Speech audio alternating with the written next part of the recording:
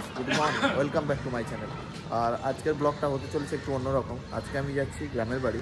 তো বেসিক্যালি পিসির মেয়ের বিয়ে আছে, তো সেই জন্য আমি আর মা সকাল সকাল রেডি হয়ে বেরিয়ে পড়েছি। আর আমার গ্রামটা কোথায় জানো তো? মেদিনীপুর। তো অনেকটাই পথ যেতে হবে, তো চলো দেখাচ্ছি তোমাদেরকে। আগে থেকেই একটা ওলা বুক করে রেখেছিলাম, দেন তারপর ওলাটাই এলো। উঠে দেখছি এসি চলছে না, তো ড্রাইভারকে বললাম এসিটা চালানোর জন্য। তারপরে খানিকটা আসার পরে দেখি রেলগেট পড়ে আছে। তো যাই হোক, অনেক কষ্ট করে পার করলাম।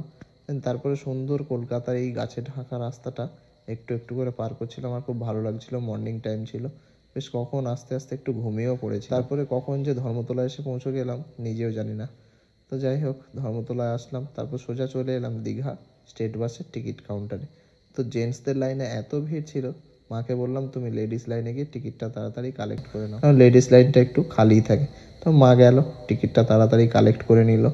তো সোজা চলে এলাম আমাদের সেই বাসের সামনে, যেটা ছিল দীঘা ধর্মতলা। ধর্মতলা থেকে দীঘা আসার জন্য প্রচুর বাস আছে, কিন্তু আমি বেসিক্যালি স্টেট বাসটাই পছন্দ করি, কারণ খুব কম টাইমের মধ্যে আর কম খরচের মধ্যে অনেক তাড়াতাড়ি বাড়িতে পৌঁছে দেয়। সময় নষ্ট না করে সোজা বাসে উঠে পড়লাম।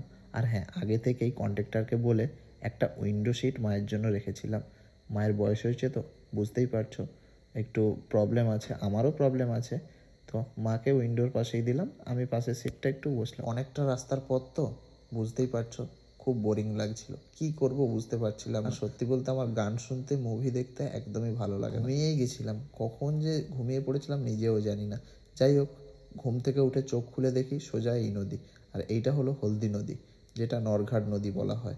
তো মেদিনীপুরে যাদের বাড়ি তারা নিশ্চয়ই জানো। তো ভাই ফাইনালি বাস থেকে নামলাম, প্রায় 2-2.5 ঘন্টা বাসে ছিলাম, কষ্ট হচ্ছিল একটু।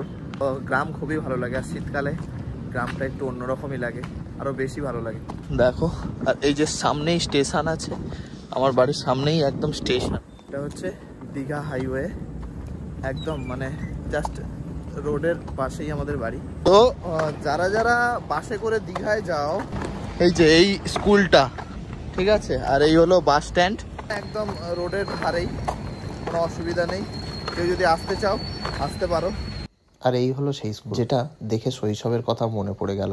আর এই হলো সেই দাদার চানা মুড়ির দোকান। প্রায় সব স্কুলের সামনেই এরকম একটা দোকান থাকে, আর এই দোকানগুলো দেখলে ছোটবেলার কথা মনে পড়ে যায়। আর এই দাদাটাকে আমরা সেই ছোটবেলা থেকেই দেখে আসি। বিশ্বাস করো তোমরা, দাদার দোকানটা দেখে একটু লোভ সামলাতে পারিনি। অত শত না ভেবে সোজা চলে গেলাম দাদার দোকানে। ভালো তো ভাই? আরে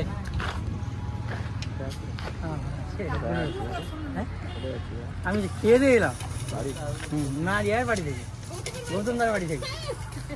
ঠিক আছে, আসি। গল্প করতে করতে ততক্ষণে আমার ঝালমুড়ি রেডি। দাদা বললো তোমার মুড়িটা রেডি নিয়ে যাও। তারপরে মুড়িটা নিয়ে মায়ের সাথে কথা বলে, আর একজনের সাথে দেখা হলো, তার সাথে কথা বলে মাকে বললাম চলো এবার বাড়ির দিকে যাওয়া।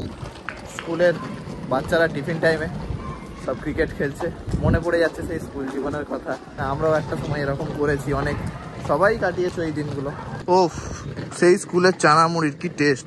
আর মা দেখো, মাকে ব্যাগটা ধরে দিয়েছি, মা এখন টানতে টানতে যাচ্ছে সেই মুড়ি। কারা কারা এরকম চানা মুড়ি খেয়েছে স্কুলে, কমেন্টে অবশ্যই জানি। ওকে, তো ভাই ফাইনালি পৌঁছলাম নিজের গ্রামের বাড়িতে। আর এই যে আমার পার্টনার, ঠিক আছে, ও মোটামুটি ও আমার সাথে সারাক্ষণই থাকে, একসঙ্গে দুজন খাওয়া দাওয়া ঘুমানো সব। আর এই হলো আমার গ্রামের একটা ছোট্ট কুঁড়ে ঘর, যেখানে আছে অনেক শান্তি। এইখান থেকে এই যে আমাদের দেখো, এই যে স্টেশন দেখা যাচ্ছে। তো আর এই হলো আমার গ্রামের ছোট্ট কুঁড়ে বাড়ি। এই পর্যন্ত আমার ব্লগটা, ঠিক আছে। নেক্সট আবার তোমাদেরকে দেখাবো আমাদের গ্রামের বাড়ি কেমন লাগলো, কমেন্টে অবশ্যই জানিও। আর পূর্ব মেদিনীপুর জেলায় কে কে থাকো সেটাও কমেন্টে জানিও, ঠিক আছে। ওকে, চলো টাটা, বাই বাই।